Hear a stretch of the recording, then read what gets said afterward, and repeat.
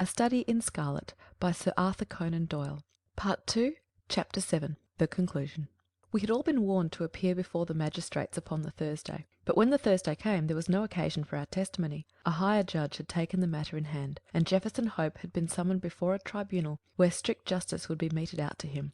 On the very night after his capture the aneurism burst, and he was found in the morning stretched upon the floor of the cell, with a placid smile upon his face, as though he had been able in his dying moments to look back upon a useful life and on work well done.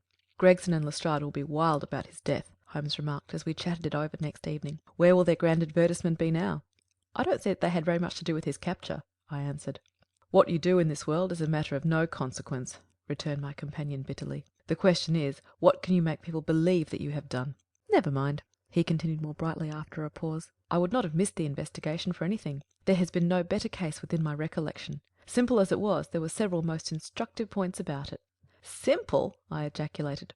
"Well, really, it can hardly be described as otherwise," said Sherlock Holmes, smiling at my surprise. "The proof of its intrinsic simplicity is, that, without any help save a very few ordinary deductions, I was able to lay my hand upon the criminal within 3 days." "That is true," said I. "I have already explained to you that what is out of the common is usually a guide rather than a hindrance. In solving a problem of this sort, the grand thing is to be able to reason backwards. That is a very useful accomplishment, and a very easy one, but people do not practise it much. In the everyday affairs of life, it is more useful to reason forwards, and so the other comes to be neglected. There are 50 who can reason synthetically for one who can reason analytically." "I confess," said I, "that I do not quite follow you." "I hardly expected that you would. Let me see if I can make it clearer. Most people, if you describe a train of events to them, will tell you what the result would be. They can put those events together in their minds and argue from them that something will come to pass. There are few people, however, who, if you told them a result, would be able to evolve from their own inner consciousness what the steps were which led up to that result. This power is what I mean when I talk of reasoning backwards or analytically." "I understand," said I. "Now this was a case in which you were given the result and had to find everything else for yourself. Now let me endeavour to show you the different steps in my reasoning. To begin at the beginning, I approached the house, as you know, on foot, and with my mind entirely free from all impressions. I naturally began by examining the roadway, and there, as I have already explained to you, I saw clearly the marks of a cab, which, I ascertained by inquiry, must have been there during the night. I satisfied myself that it was a cab, and not a private carriage, by the narrow gauge of the wheels. The ordinary London growler is considerably less wide than a gentleman's brougham. This was the first point gained. I then walked slowly down the garden path, which happened to be composed of a clay soil peculiarly suitable for taking impressions. No doubt it appeared to you to be a mere trampled line of slush, but to my trained eyes every mark upon its surface had a meaning. There is no branch of detective science which is so important and so much neglected as the art of tracing footsteps.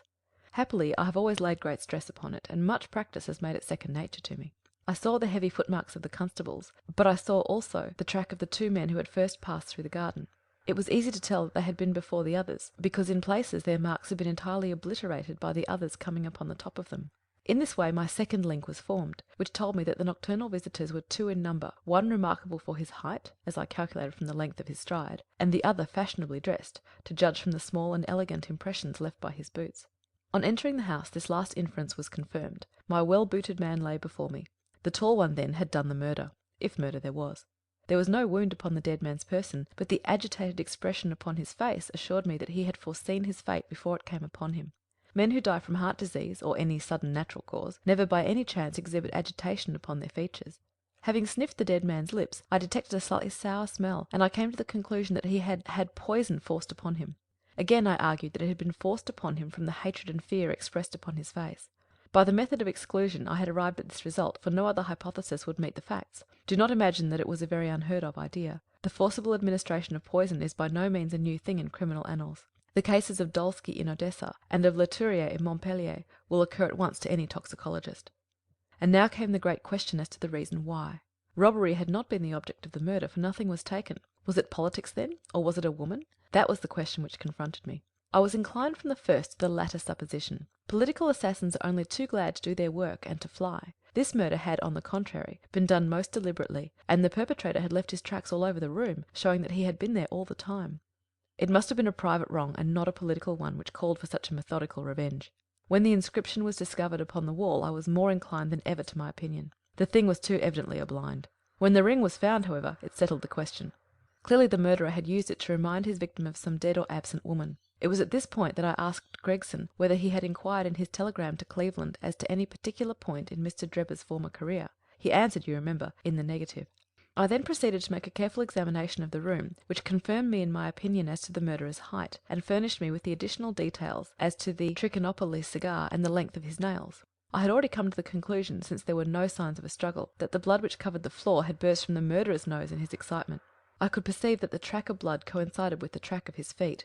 It is seldom that any man, unless he is very full-blooded, breaks out in this way through emotion, so I hazarded the opinion that the criminal was probably a robust and ruddy-faced man. Events proved that I had judged correctly.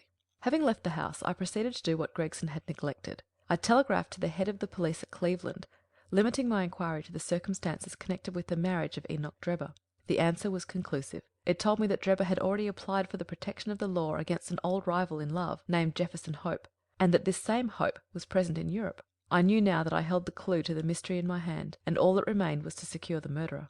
I had already determined in my own mind that the man who had walked into the house with Drebber was none other than the man who had driven the cab.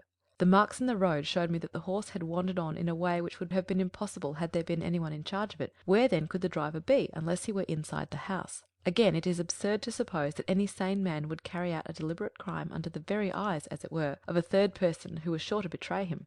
Lastly, supposing one man wished to dog another through London, what better means could he adopt than to turn cab driver?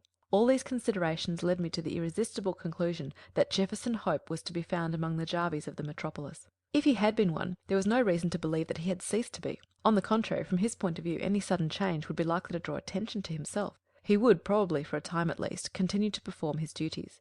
There was no reason to suppose that he was going under an assumed name. Why should he change his name in a country where no one knew his original one?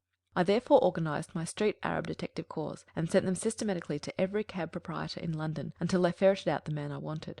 How well they succeeded, and how quickly I took advantage of it, are still fresh in your recollection. The murder of Stangerson was an incident which was entirely unexpected, but which could hardly in any case have been prevented. Through it, as you know, I came into possession of the pills, the existence of which I had already surmised. You see, the whole thing is a chain of logical sequences without break or flaw. "It is wonderful!" I cried. "Your merit should be publicly recognised. You should publish an account of the case. If you won't, I will for you." "You may do what you like, Doctor," he answered. "See here," he continued, handing a paper over to me. "Look at this." It was the Echo for the day, and the paragraph to which he pointed was devoted to the case in question. "The public," it said, "have lost a sensational treat through the sudden death of the man Hope, who was suspected of the murder of Mr. Enoch Drebber and Mr. Joseph Stangerson. The details of the case will probably never be known now, though we are informed upon good authority that the crime was the result of an old-standing and romantic feud in which love and Mormonism bore a part. It seems that both the victims belonged in their younger days to the Latter-day Saints, and Hope, the deceased prisoner, hails also from Salt Lake City. If the case has had no other effect, it at least brings out in the most striking manner the efficiency of our detective police force, and will serve as a lesson to all foreigners that they would do wisely to settle their feuds at home and not to carry them on to British soil. It is an open secret that the credit of this smart capture belongs entirely to the well-known Scotland Yard officials, Messrs. Lestrade and Gregson. The man was apprehended, it appears, in the rooms of a certain Mr. Sherlock Holmes, who has himself, as an amateur, shown some talent in the detective line, and who, with such instructors, may hope in time to attain to some degree of their skill. It is expected that a testimonial of some sort will be presented to the two officers as a fitting recognition of their services. "Didn't I tell you so when we started?" cried Sherlock Holmes with a laugh. "That's the result of all our study in Scarlet, to get them a testimonial." "Never mind," I answered. "I have all the facts in my journal, and the public shall know them. In the meantime, you must make yourself contented by the consciousness of success, like the Roman miser. Popules me sibilat, at mihi plaudo ipse domi simul ac numos contemplor in arca." The quotation is from Horace, Book 1, Satire 1. Translation: "The public hisses at me, but I applaud myself in my own house, and simultaneously contemplate the money in my chest." End of Part 2, Chapter 7. Recording by Beth Thomas. End of A Study in Scarlet by Sir Arthur Conan Doyle.